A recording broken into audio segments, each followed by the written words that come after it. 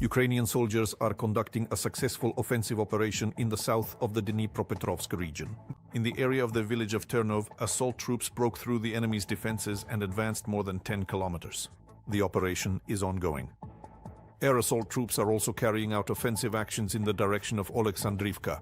In one of the villages, as a result of a precise strike on a concentration of invaders, 10 Russian occupiers and their equipment were destroyed. This is probably a question of social psychology. The remarkable willingness of the Russian people to go to their own slaughter, not for some vague cause. They serve no higher purpose, but exist solely for the personal whims and the specific wishes of their authoritarian dictator.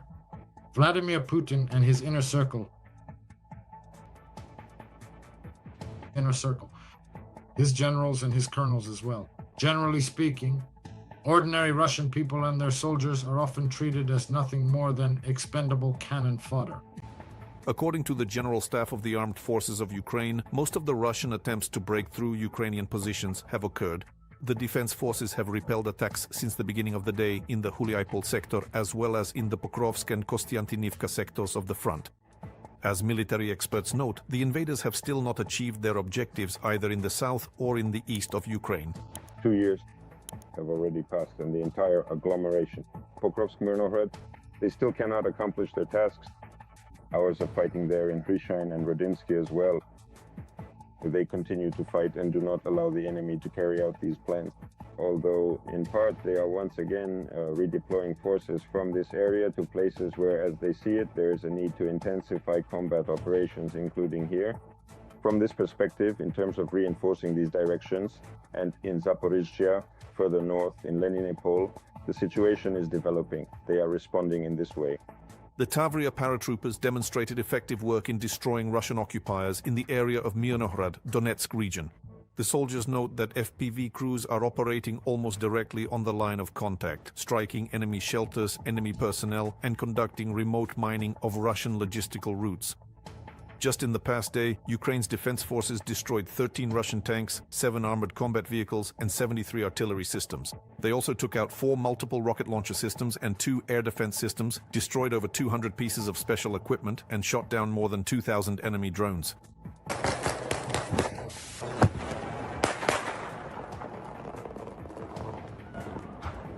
In addition, just yesterday, Ukrainian soldiers eliminated another 950 Russian occupiers along the entire front line.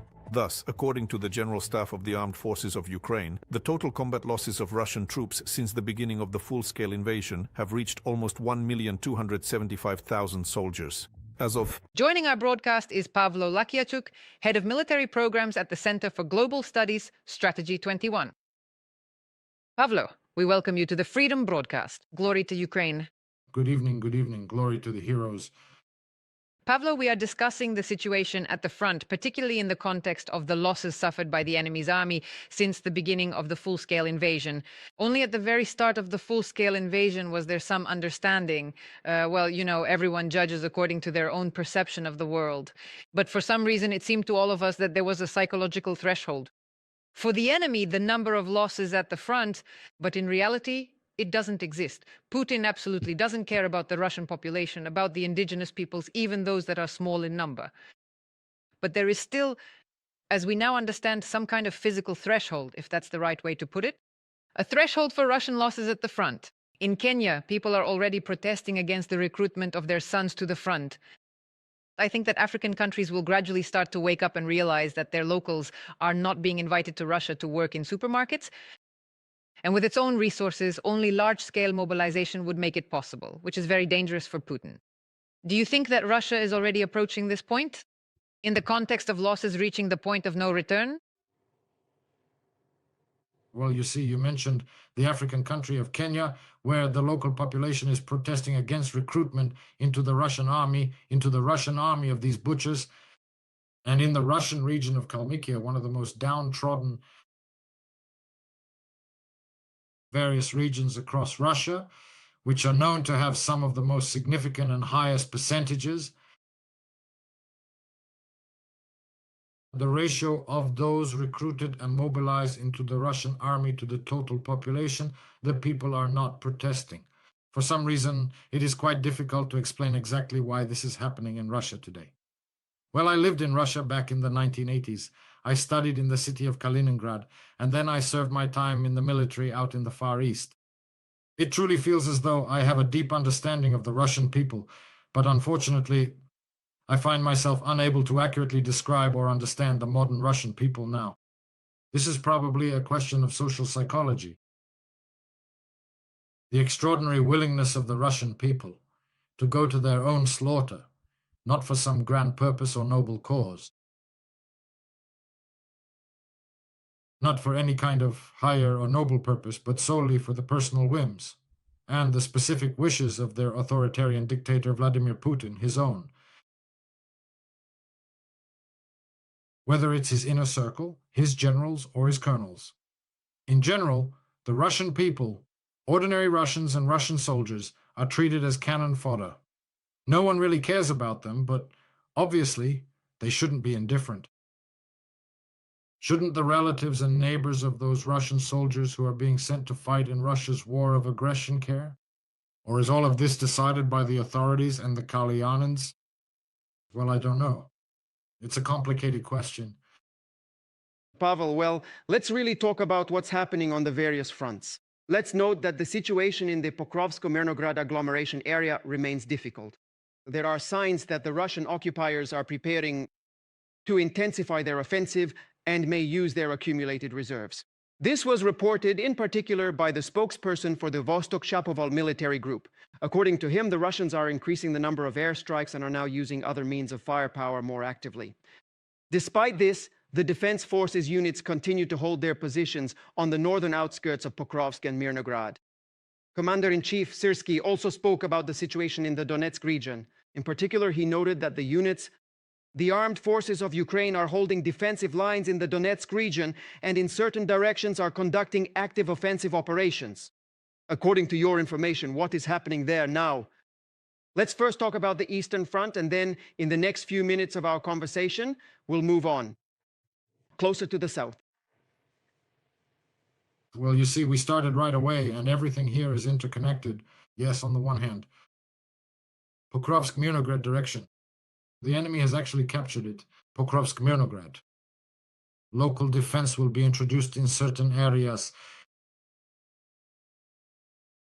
In Pokrovsk and Mirnograd, as well as the defense of settlements located north of Pokrovsk and Mirnograd.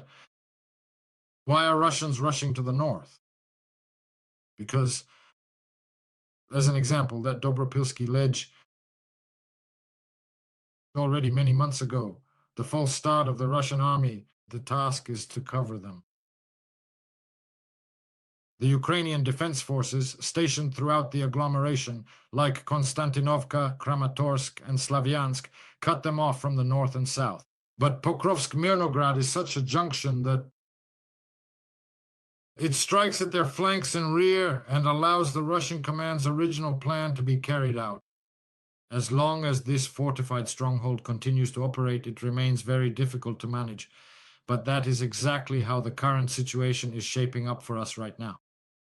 During the assaults on Pokrovsk and Mirnograd, the Russians have suffered significant losses.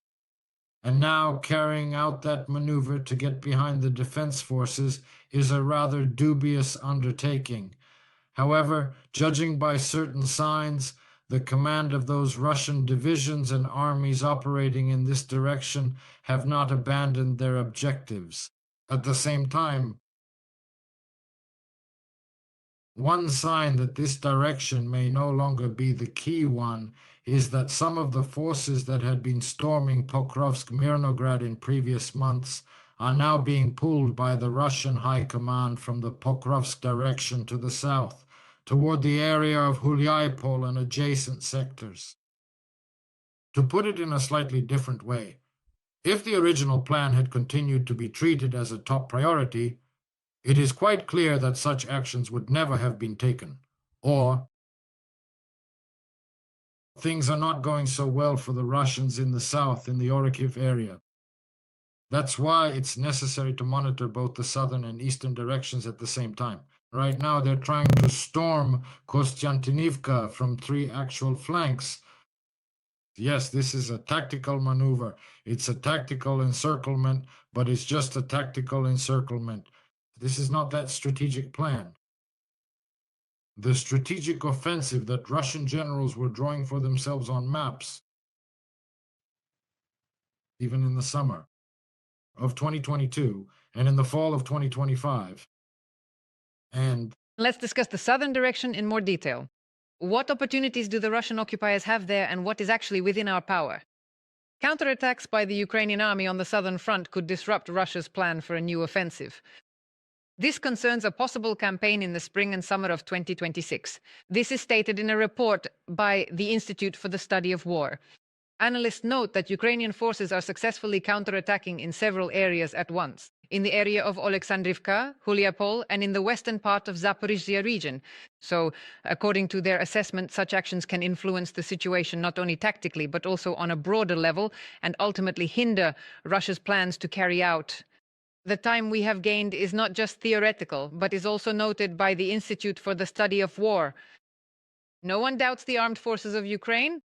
But in your opinion, is the support from Ukraine's partners sufficient right now? Are there enough resources to implement these plans as intended? That the Russian occupiers are preparing a spring offensive? Absolutely. And if we recall, every season they have some kind of plans like this, retreats, they're not going to abandon them, and Putin isn't particularly striving for peace. well, as for the enemy's plans for the next campaign, spring, summer, summer campaign, summer, autumn, call it whatever you like, it will primarily depend on the resources that the Russians manage to accumulate and preserve. The second point is no less important. Of the forces that have already been, and to preserve and restore from those forces that were involved in the offensive in the autumn winter of 2025 to 2026. Therefore, initially, it could be assumed that the Russians might conduct an offensive, to plan an offensive along a broad front, taking advantage of their superiority in forces both in the south and in the east simultaneously. Now, the counterattacks by the Ukrainian defense forces in the south do not completely rule out such a possibility for them, but make it significantly less likely. Why? Despite the successful operational strikes by the defense forces to the north of Huliapol, the Russians continue, well, to the north, that is, from the south, from the Donetsk-Zaporizhzhia highway, this entire strip. Currently, the Russian forces are desperately trying to defend their positions to the north, while simultaneously to the south, they continue their persistent offensive operations along our established defensive line, which was carefully engineered a very long time ago and runs continuously from the north all the way to the south. Thus, if they decide to completely abandon their flanking maneuver around the Orikhiv direction, their primary and minimum strategic objective is to systematically destroy or successfully capture this fortified defensive line, which has already become firmly established and stable. This clearly indicates that they are not abandoning their theoretical plans for a major offensive in the Zaporizhzhia direction. Pavel, thank you so much for finding the time to join our live broadcast today. And you know, Pavel, I really want to thank you also for all these 4 years, because today actually marks a full 4 years since we started. Since the moment Freedom TV channel aired its very first broadcast, you have been helping us for all these 4 years to carry the truth about what is happening on various fronts and to speak openly about it to our viewers. To our viewers across the ocean, on the European continent, in Asia, in Central Asia, in the territory of the Russian Federation, in Moscow or St. Petersburg as well. Thank you so much. Pavel Lakichuk, Head of Military Programs at the Center for Global Studies and Strategy 21. Alexander Mozienko from the Territorial Defense Forces and a military analyst joins us live. Good evening. Good evening. Hello to you. Good evening. What Alexander Syrski is talking about and what we're seeing on the front lines, specifically in southern Ukraine, the Oleksandrivka direction, the Huliapol direction, can we already consider this a certain trend of advancement by the Ukrainian military? What has recently been called counterattacks? Well, the fact that definitely stands out as a trend is that, as you remember, the commander-in-chief of the armed forces of Ukraine, General Syrski, has repeatedly emphasized that our defense must be active, and it is indeed active. As soon as opportunities arise, we carry out counteractions. Counter-offensive operations that yield results. particularly, as we can see now, directly in the south, in the Oleksandrivka direction. And not only that, because I can tell you that our units at the tactical and local level, perhaps in smaller numbers compared to the enemy's offensive actions, but still, they are carrying out their tasks, including counteroffensive actions, in order to prevent the enemy from advancing and to inflict maximum losses on them.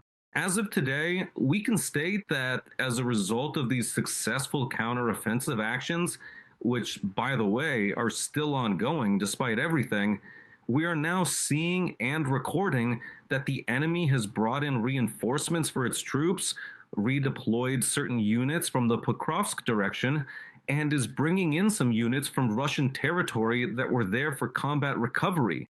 But our actions continue, and their goal is to prevent the enemy from advancing deeper into the Zaporizhia region, which would pose a threat to Zaporizhia and Dnipropetrovsk. So, as we have already discussed in our previous reports, we see that this direction is now unquestionably one of the enemy's most critical strategic priorities for conducting offensive operations. It is very important for us not to allow the front to expand, not to let the enemy get behind Ukrainian defenders, and not to let them occupy more of our territory or spread their offensive toward Dnipropetrovsk and the Zaporizhia direction. That's why such counteractions continue whenever there's an opportunity or likelihood to do so. And look, as a result of these actions, not only have settlements and territories been liberated, which is very important and a positive outcome, but there's more to it as well.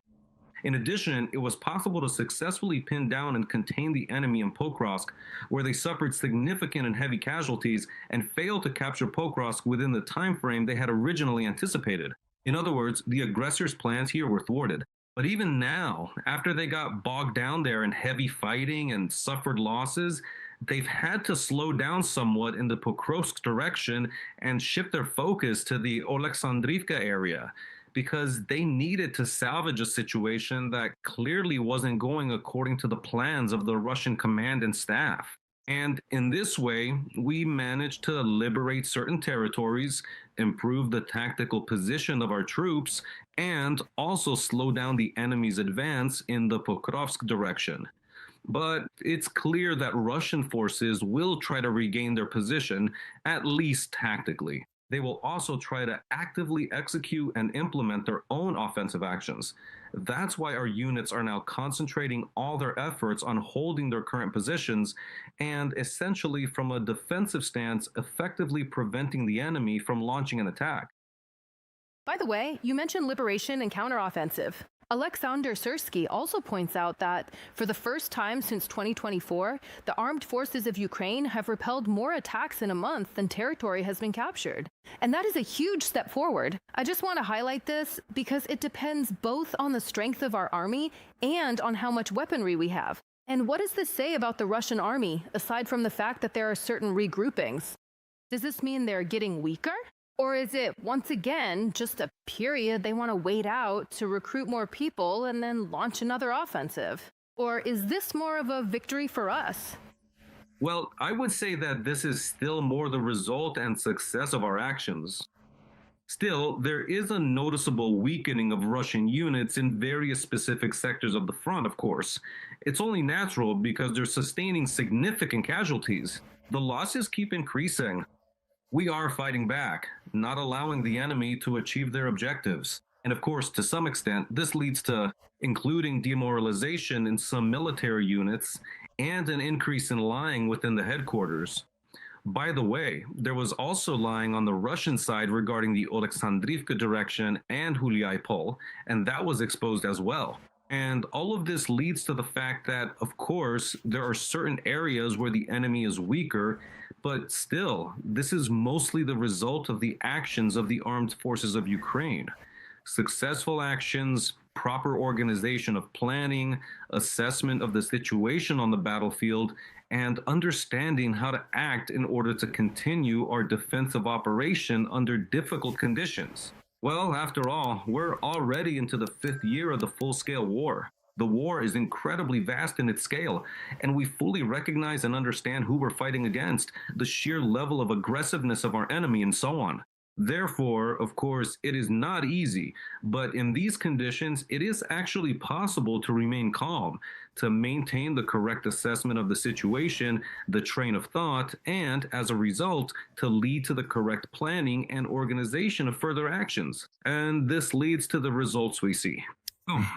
Let's change the topic a bit now, although, of course, we are also talking about confrontation, about the military component. President of Ukraine, Volodymyr Zelensky, had a telephone conversation with his Turkish counterpart, Recep Tayyip Erdogan. The conversation focused on the situation around Iran. The head of our state noted that Ukraine is ready to share its experience in order to prevent the war from spreading. Well, for the second time this week, an Iranian missile entered Turkish territory. It was intercepted by NATO air defense systems. The scattered debris fell near the city of Gaziantep in Turkey. There were no casualties. Turkish President Recep Tayyip Erdogan called the incident provocative and warned that such actions could harm relations between Ankara and Tehran. Look, what relationship can Ankara and Tehran really have right now, considering Ankara is still part of NATO?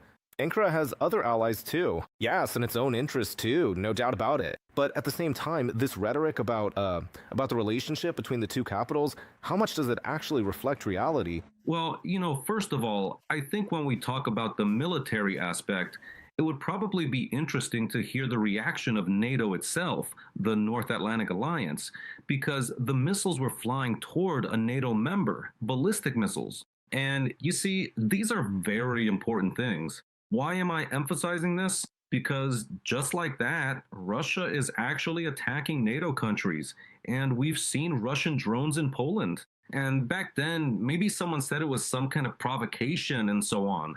Yes, now Iran is testing NATO's resilience. I think these things aren't accidental either, honestly. These are things that are being done deliberately in a certain way, because both Russia and Iran have common goals, common objectives, to show a lack of unity among the allies, to split NATO, to divide the West, and that's what they're working on. And maybe they'll keep working on it going forward. And that's where the problem lies. In my opinion, NATO as a military political organization is showing an insufficient response to such actions, because these are, without a doubt, aggressive actions. You can say as much as you want that it's a coincidence, that it's provocative. We can clearly see that Iran has chosen the tactic of spreading the war as much as possible throughout the Middle East. This is their deliberate strategy. This is pressure on the whole world. Obviously, with rising energy prices, with the increase in the price of oil and gas, and with provoking an economic crisis in Europe and Asia. As a result, they think this will put pressure on the United States and that the fighting will stop. And they are definitely spreading these hostilities to Middle Eastern countries. And now, as we can see, to Turkey as well. There have also been incidents involving Azerbaijan. In other words, to the maximum extent possible. And of course, this must be met with a decisive response. Of course, official Ankara has its own position, but it's still interesting to know what the North Atlantic Alliance's point of view is here. Although we understand that NATO is not united when it comes to supporting a military operation against Iran, the positions of the countries there differ. But NATO is also, in fact, taking certain actions right now. For example, launching the cold response exercises in the Arctic. The maneuvers will last until March 19th and are aimed at strengthening defense. Special attention is being paid to the role of civilians in supporting the military and to the readiness of hospitals and emergency services to respond to a large number of wounded in the event of war. According to Reuters, about 25,000 troops from 14 countries are taking part in the exercises, including the United States and Denmark. Preparations are ongoing. Perhaps, Mr. Alexander, could you elaborate on exactly what the NATO member countries are preparing for? And whether this means that, well, the preparations and the fact that we need to be ready to repel an attack from many countries, we no longer know from which direction it might come. What? The preparations are for, right? Well, the Arctic is also, among other things, about resources. No matter how you look at it, right now, this is coming to the forefront, and we've seen the situation with Greenland. The government of the United States of America, whose president publicly and explicitly stated that Greenland should, one way or another, become part of American territory. At first, there was even talk of a direct annexation, but now it is more about a formal treaty that could be signed to significantly increase the strategic American presence there. And NATO countries have joined in precisely to show that no one actually intends to oppose the interests of the alliance or transatlantic unity in the region, that everyone is interested in protecting the Arctic, because the Arctic isn't just about the United States. There are other Arctic nations like Canada, Denmark, Finland, and Norway. And that's why they're ready to cooperate together as well. Well, I think the best thing these exercises could demonstrate right now would be if, after the soldiers' training there, icebreakers and expeditions ready to explore oil and gas deposits came in. Against the backdrop of events in the Middle East, I think this would have a positive effect on prices, lowering them, and it would serve as a deterrent to Russia, because these exercises are aimed at deterring Russia. If the US, together with the Europeans, were to demonstrate right now that they are ready, including to work on the shelf if necessary, even in the Arctic Ocean or the Northern Seas, and showed that they have real interest and capabilities, this would seriously undermine Putin's ambitions. He's already dreaming about coming onto the scene there and selling oil and gas left and right. And this would show the whole world that the West is united and that the West can work together, including on solving global issues that are currently pressing and that concern both Europe and Asia. Thanks for the conversation and your time. Joining us was Alexandra Musienko, a Territorial Defense Forces serviceman and military analyst, live.